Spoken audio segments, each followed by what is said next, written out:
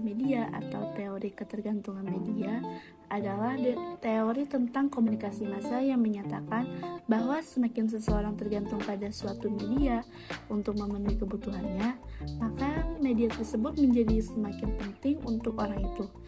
Teori ini diperkenalkan oleh Sandra Ball-Prokech dan Melvin Develer. Mereka berdua memperkenalkan model yang menunjukkan hubungan integral tak terpisahkan antara permisa, media, dan sistem sosial yang besar. Merupakan suatu pendekatan struktur sosial yang berangkat dari gagasan mengenai suatu masyarakat modern, di mana media massa dianggap sebagai sistem informasi yang memiliki peran penting dalam proses peralihan, pemeliharaan, perubahan, dan konflik pada tataran masyarakat kelompok, individu dalam aktivitas sosial. Selanjutnya ada hubungan antara komponen-komponen. Ketergantungan pada media bisa terlihat dari 3 hubungan. Yang pertama, hubungan antara masyarakat dan media.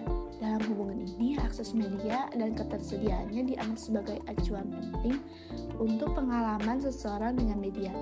Sifat ketergantungan media dalam sistem sosial bervariasi di bidang politik, ekonomi, dan sistem budaya. Kedua, hubungan antara media dan khalayak. Hubungan ini adalah faktor kunci dalam teori ini, karena mempengaruhi bagaimana orang bisa menggunakan media massa. Hubungan ini juga bervariasi di seluruh sistem media. Ketiga, hubungan antara masyarakat dan khalayak. Masyarakat mempengaruhi kebutuhan konsumen dan konsep dalam penggunaan media, serta memberikan norma-norma, nilai-nilai pengetahuan, dan hukum bagi anggota-anggota mereka, yang berfungsi sebagai sebuah alternatif terhadap media melalui penawaran layanan serupa dari media. Selanjutnya ada efek dari pesan-pesan media. Menurut Ball-Prokech dan Develer menunjukkan bahwa konsekuensi kognitif, perilaku, dan afektif penggunaan media didasarkan pada karakteristik individu dan lingkungan sosial mereka. Yang pertama ada efek kognitif. Efek kognitif memiliki 3 karakteristik. Di antaranya, yang pertama, ada penciptaan dan resolusi ambiguitas. Kedua, agenda setting. Ketiga, pembentukan sikap.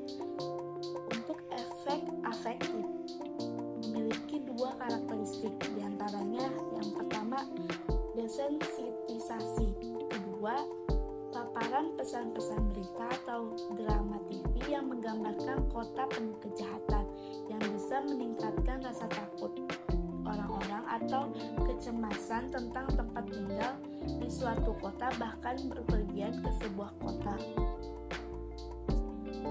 Nah, yang ketiga ada efek perilaku. Efek perilaku memiliki 2 karakteristik, diantaranya yang pertama ada dampak aktivasi. Dampak aktivasi yang merujuk kepada contoh di mana khalayak media melakukan sesuatu yang mereka tidak lakukan, dan jika dilakukan sebagai konsekuensi dari menerima pesan media. Kedua, disebut sebagai penonaktifan dan mengacu pada contoh di mana khalayak akan dinyatakan melakukan sesuatu tapi tidak dilakukan sebagai konsekuensi dari pesan media itu. Contoh dari teori dependensi media adalah seseorang yang ingin menonton sinetron untuk memenuhi kebutuhannya akan hiburan. Saat akan menonton, orang itu akan mencari media yang mampu memuaskan kebutuhannya itu. Misalnya, ada orang yang lebih suka menonton film Korea, sehingga mereka memilih platform online seperti Netflix, WeTV, dan Viu.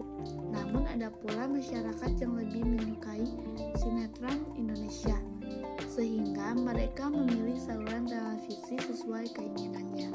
Jadi, kesimpulan dari teori dependensi media ini menjelaskan bahwa semakin seseorang menggantungkan kebutuhannya untuk dipenuhi oleh penggunaan media, makin penting juga peran media dalam hidup orang tersebut, sehingga media akan semakin memiliki pengaruh kepada orang tersebut dari perspektif sosial, makroskopik.